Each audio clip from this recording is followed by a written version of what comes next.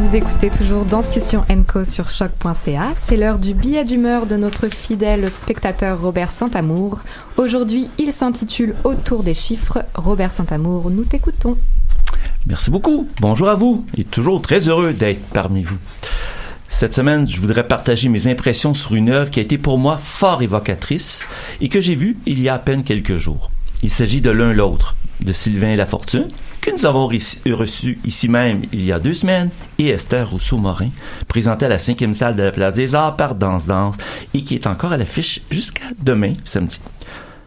Peut-être que la lecture de l'article de la présentation dans Le Devoir, dont le titre était ou est « Physique et mécanique du couple dans l'un l'autre » avait laissé des traces en moi. Il en reste que face à cette œuvre forte de sa sobriété scénographique, j'en ai profité pour me donner une marge de manœuvre interprétative, toute scientifique, privilège fort intéressant d'un spectateur en danse. Voilà pourquoi, en revenant chez moi, je me suis projeté dans mes souvenirs récents de l'œuvre en y donnant une dimension géométrique en utilisant des chiffres et des équations. C'était prémonitoire, admettez. Dans la 5e salle, nous découvrirons une œuvre dont la durée annoncée est de 65 minutes et qui débute à 20h05. Mais non, malgré tout, ce n'est pas le chiffre 5 qui a émergé durant la présentation, mais plutôt 2 autres chiffres. 2, évidemment, point du haut, mais aussi accompagné par le chiffre ou le nombre pi, que vous connaissez peut-être, et gracieuseté de Wikipédia, je vous rappelle que pi est irrationnel, c'est-à-dire qu'il ne peut pas l'exprimer, on ne peut pas l'exprimer comme un rapport de 2 nombres entiers, ce qui entraîne que son écriture décimale n'est ni finie ni périodique. C'est même un nombre transcendant. Compréhensible comme définition? Peut-être pas, mais évocateur? Oui, évidemment. Nous avons donc ici le mariage entre 2 termes de nature fort différente, rationnel et fini pour l'un et irrationnel et infini pour l'autre, ce qui résume bien la nature double de ce que j'ai vu en cette soirée.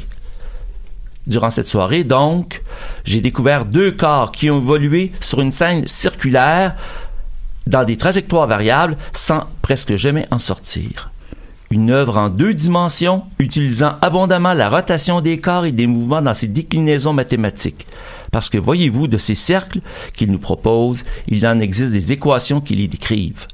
D'abord, de ce cercle, il y a le contour ou sa circonférence, avec la formule mathématique 2π fois r. R, qui est le rayon, soit la distance entre le centre et le pourtour.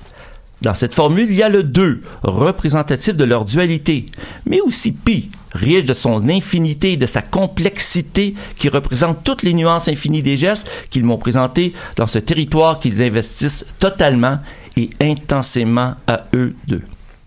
Si on accepte d'aller un peu plus loin et d'ajouter une autre dimension, pour s'intéresser à la surface de ce cercle habité, on pourra utiliser une autre formule, pi fois r au carré, ou à la 2.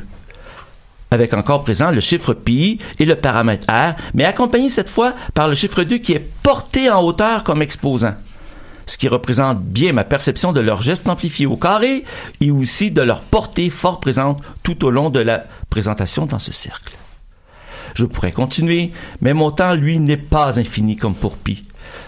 Mais je m'en voudrais de ne pas compléter mon propos avec la dualité du chiffre 2. Oui, celle de sa belle courbe que l'on connaît si bien, mais aussi celle de sa déclinaison romaine, de ces 2 barres côte à côte qui, entre les 2, laissent toute la place aux interactions.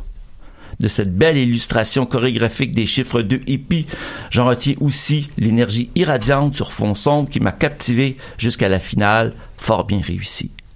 Je m'arrête ici. Bonne prochaine semaine de danse. Merci beaucoup, Robert. Et tu as presque réussi à me réconcilier avec les chiffres et ça, bravo.